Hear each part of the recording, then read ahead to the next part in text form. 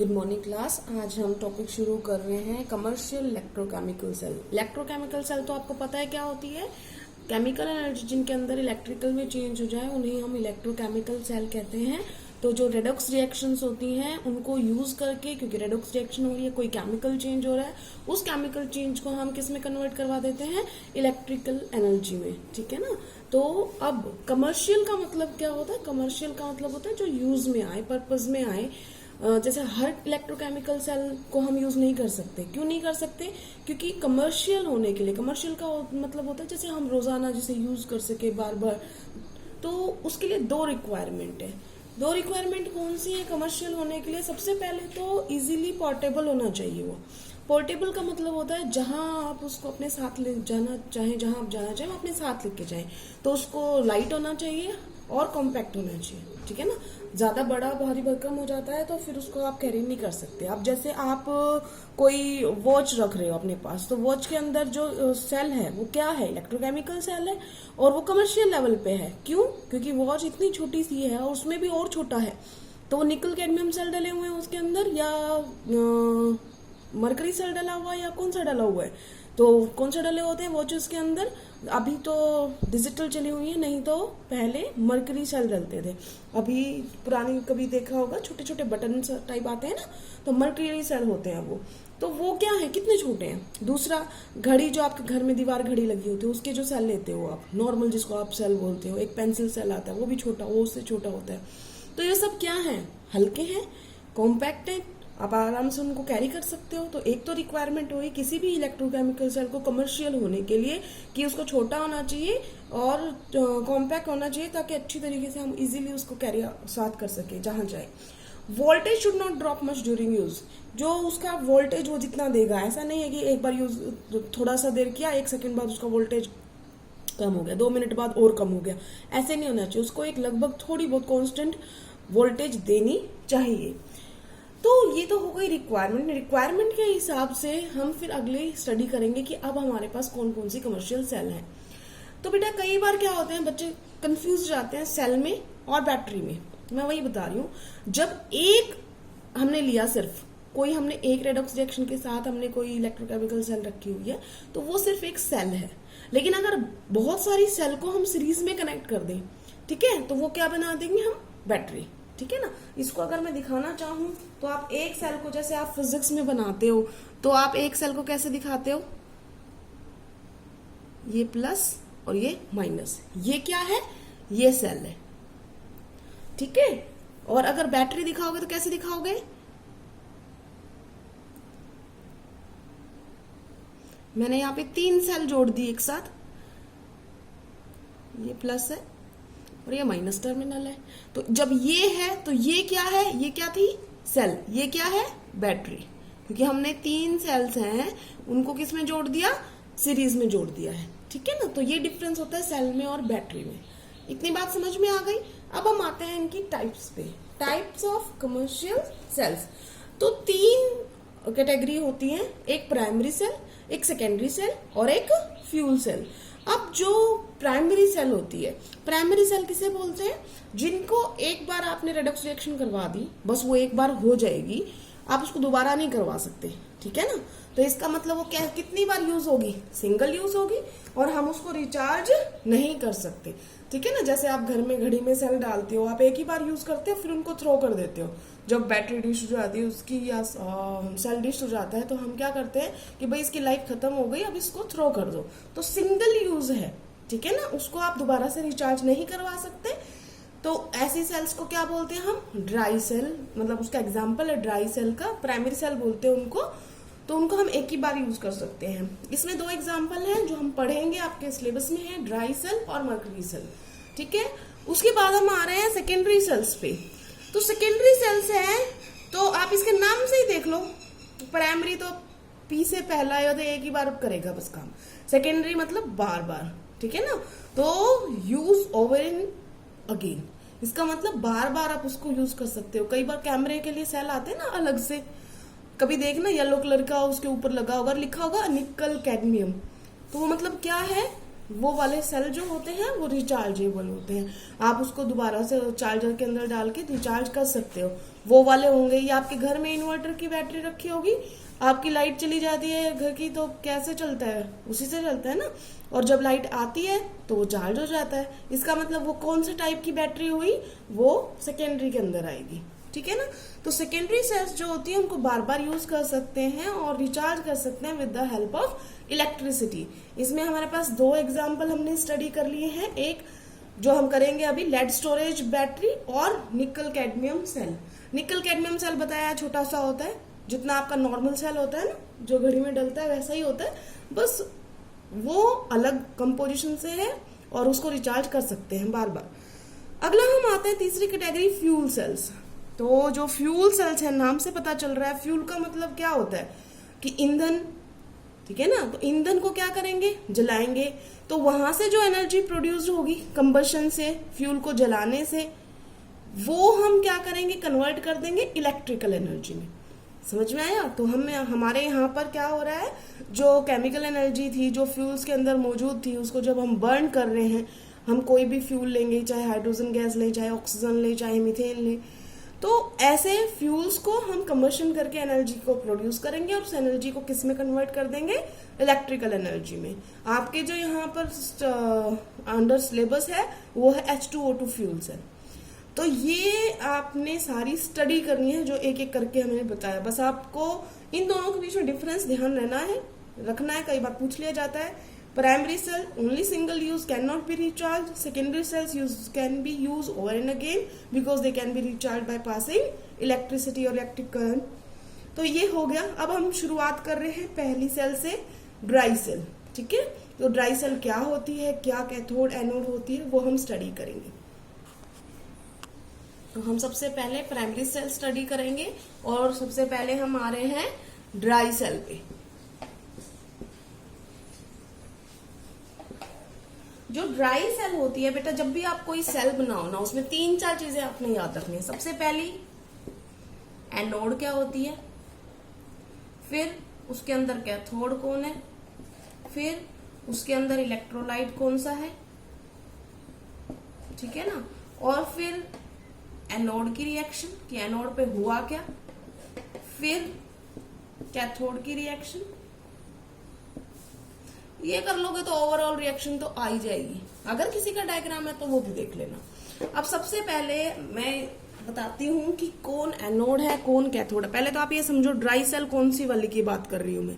Dry cell होता है जिसको आप नॉर्मली जो सेल लेते हो मार्केट से, कोई वॉच में डालने के लिए या किसी टॉय में डालने के लिए, कोई भी बच्चों के जितने टॉयज होते हैं सब में आजकल सेल डालते हैं 3 या 4।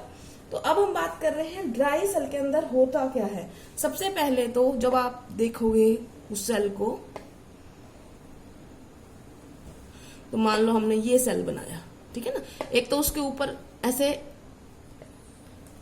ढक्कन सा होता है, थोड़ा सा ऊपर की साइड उभार होता है, ठीक है ना, ठीक है ना। उसके ऊपर कैप लगी होती है शुरुआत में जब आता है, फिर उसको हटा के हम यूज कर सकते हैं।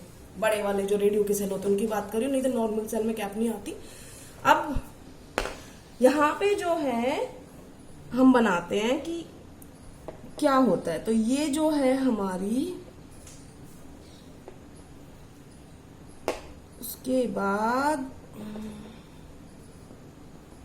ये मैं जो बना रही हूँ, ये डायग्राम बना रही हूँ उसका, कौन है थोड़ा एनोड दिखाने के लिए।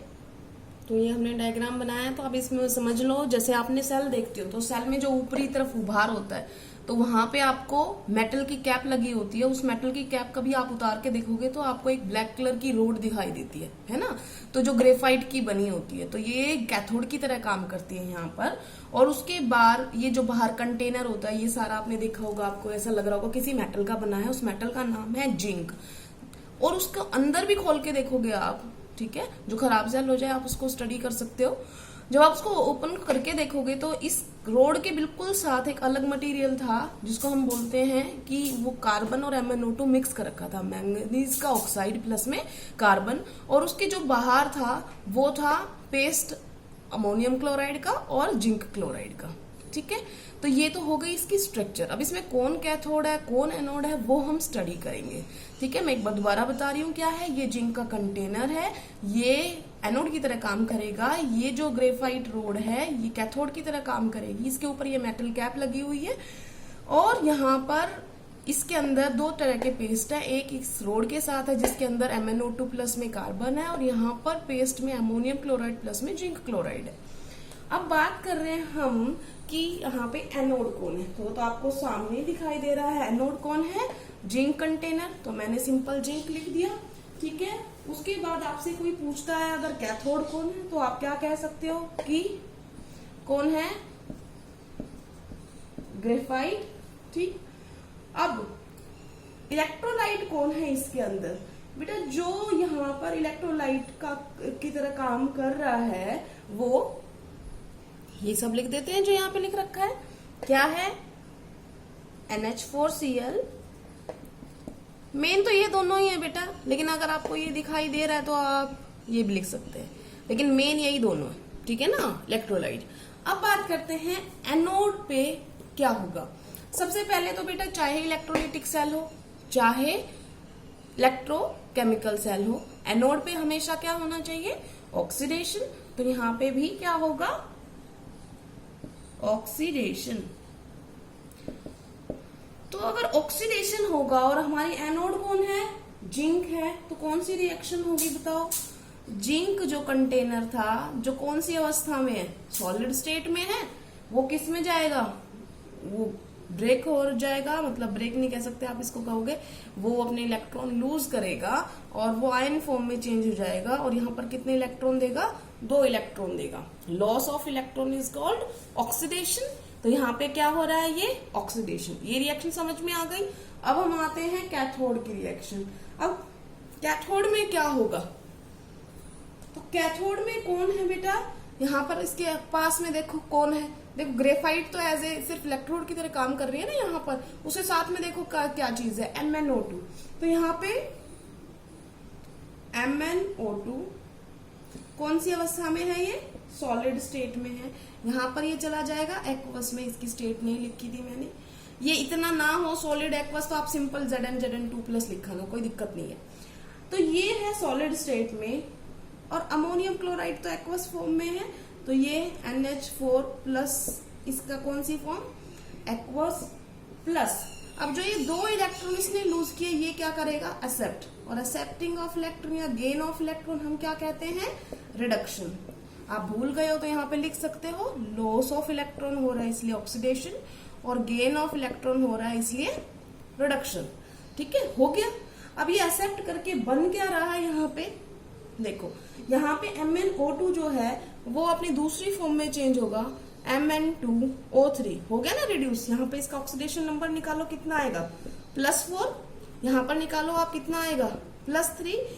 रिडक्शन इन ऑक्सीडेशन नंबर या डिक्रीज इन ऑक्सीडेशन नंबर क्या होता है, डिक्रीज इन ऑक्सीडेशन नंबर क्या होता है, रिडक्शन ही होता है ना। इंक्रीज इन ऑक्सीडेशन नंबर, देखो यहाँ पे क्या गया, ये 0 से किस पे गया, +2 में। तो इंक्रीज इन ऑक्सीडेशन नंबर या लॉस ऑफ इलेक्ट्रॉन ऑक्सीडेशन होता है और डिक्रीज इन ऑक्सीडेशन नंबर या गेन ऑफ इलेक्ट्रॉन रिडक्शन होता है। ये तो ये बनाई, तो एक चीज इसकी बनाई है, जो यहाँ पर अमोनियम क्लोराइड दिखा रहा है, यहाँ पे ये क्या बना देगा बेटा, ये अमोनिया गैस निकलेगी। यहाँ पर बैलेंस हम कर लेते हैं एक बार, Mn2O3 ये बैलेंस, ये अब गैस है क्योंकि निकलेगी तो, और प्लस में यहाँ पर कुछ बच गया, ये वाटर बच गया, ठीक है ना। तो ये हो गया हमारा पूरा। तो यहाँ पर आपको दिखाई दे रहा है कि +4 से किस में गया है, +3 में रिडक्शन, यहाँ पे क्या दे रहा है, ऑक्सीडेशन। एनोड पे बेटा हमेशा क्या होगा, ऑक्सीडेशन होगा, ठीक है, और कैथोड पे क्या होगा, रिडक्शन होगा। इतनी बात समझ में आ गई। इसके बाद हम जो कर रहे हैं कि ये हो गया हमारा एनोड की रिएक्शन, ये हो गई हमारी कैथोड की रिएक्शन। ओवरऑल रिएक्शन अगर कभी कोई पूछ ले तो इनको जोड़ दो, बस जो कट रहा है इनमें से काट दो। क्या कट रहा है, 2 इलेक्ट्रॉन कट गए, ठीक है। तो ओवरऑल रिएक्शन अगर मैं लिखना चाहूं तो आप लिख सकते हो, ओवरऑल रिएक्शन लिखेंगे हम, ओवरऑल रिएक्शन क्या होगी, सॉरी, तो ये क्या होगी, देखो यहां से आप निकाल लो, जिंक +2 MnO2 प्लस आप अगर स्टेट्स ना लिखो कोई दिक्कत नहीं है, ठीक है ना, ये ना लिखो कोई दिक्कत नहीं है। 2NH4 प्लस, देखो ये तो ये कैंसिल आउट हो गया, अब कोई बचा नहीं है। यहाँ पर कौन बचा है, जिंक 2 प्लस, यहाँ पे Mn2O3 और 2 मोल्स ऑफ अमोनिया गैस। ये हो गई हमारी ओवरऑल रिएक्शन, ठीक है, इतना समझ में आ गया। अब आपसे कई बार जो क्वेश्चन पूछे जाते हैं उनका आंसर मैं दूंगी। यहाँ पर एक आधी बार इसमें से कई बार ये क्वेश्चन नहीं पूछा जाता, ये सब पूछा क्या जाता है कि कई बार जो होती है ये अगर हम यूज नहीं भी करते ना तो भी ये अपने आप खराब हो जाता है सेल, तो वो क्यों होता है, ठीक है ना, मतलब हमने यूज भी नहीं किया और इसकी लाइफ भी खत्म हो गई, वो कैसे। तो हम बोल रहे थे कि हमने क्वेश्चन लिख लिया उसका, why dry sales do not have a long life, कि उनकी एक मतलब जल्दी खत्म हो जाते हैं, हम आपको यूज भी नहीं कर रहे तो भी जल्दी खत्म हो जाते हैं, तो उनकी लॉन्ग लाइफ क्यों नहीं होती है। तो उसका रीजन ये है कि हमारा जो इलेक्ट्रोलाइट था जिसमें अमोनियम क्लोराइड था, अमोनियम क्लोराइड हालांकि आपको एक सॉल्ट नजर आ रहा है, लेकिन ये सॉल्ट बना किसकी वजह से था, अमोनियम हाइड्रोक्साइड की वजह से और HCl की वजह से। ये बात पता है आपको, ये जो सोल्ट बना किस बेस और एसिड की वजह से बना मिलके, NH4OH और HCl। पानी निकल जाता है ना जब कोई एसिड और बेस दोनों मिलते हैं, तो ये पानी निकल गया और ये बन गया क्या, NH4Cl।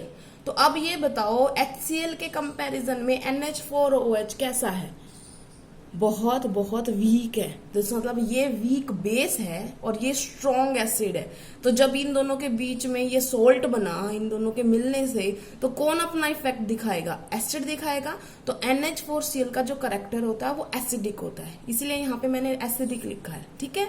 तो जो एसिडिक अमोनियम क्लोराइड है, जो जिंक कंटेनर जो था, जो आपको बताया था चारों तरफ बाउंड्री जिसकी है, वो कोरोड होना शुरू हो जाता है क्योंकि एसिड रिएक्ट कर रहा है ना उसके साथ। इवन व्हेन द सेल, जब वो यूज में नहीं होती तब भी, ठीक है। तो वो यूज में नहीं है फिर भी जो वो कंटेनर होगा जो आपको बताया था ये वाला, तो क्योंकि पेस्ट इसके बिल्कुल पास में अमोनियम क्लोराइड और जिंक क्लोराइड वाला, तो यहाँ पर रिएक्शन शुरू हो जाएगी। और कई बार देखा भी होगा आपने, लिक्विड सा निकलना शुरू हो जाता है, तो इसका मतलब वो क्या होगा, वो सेल खराब हो गया अब, ठीक है। तो इस वजह से इसकी लॉन्ग लाइफ नहीं होती है। एक इसमें क्वेश्चन और आता है ड्राई सेल में, आता नहीं है जस्ट, लेकिन आपको पता होना चाहिए, ये वाला आता है जरूर। तो अमोनिया जो है वो जो इसमें लिबरेट हुई गैस की तरह पे, तो वो क्या ऐसे ही लिबरेट होती है, नहीं, वो जैसे ही हमने उसके अंदर अमोनिया लिबरेट होती है, तो आपने ध्यान किया होगा हमने अमोनियम क्लोराइड की रिएक्शन लिखी, हमने MnO2 की रिएक्शन लिखी, लेकिन हमने किसका कुछ नहीं किया, जिंक क्लोराइड का। वो जिंक क्लोराइड इसीलिए ऐड किया गया है कि जो अमोनिया होती है जैसे ही वो बाहर निकलती है इसके साथ, मतलब बाहर मतलब उस सेल को छोड़ के नहीं, जैसे ही वो बनी है, जैसे वो बनी कैथोड के ऊपर, वैसे की वैसे अमोनियम क्लोराइड इसके साथ वो इंटरेक्ट करेगी और तभी की तभी वो कॉम्प्लेक्स सॉल्ट बना देगी। आपका पूरा चैप्टर आएगा इन कॉम्प्लेक्स सॉल्ट का, जिनको कोऑर्डिनेशन कंपाउंड बोलते हैं, ये वो सॉल्ट बना देगी। तो ये जिंक क्लोराइड है, मिक्स किसके साथ बन के, अमोनिया के साथ मिक्स होके ये कॉम्प्लेक्स सॉल्ट बना रहा है, ठीक है। हालांकि अगर मैं इसका नाम लिखूंगी तो आपको समझ में नहीं आएगा, लेकिन फिर भी बता देती हूँ।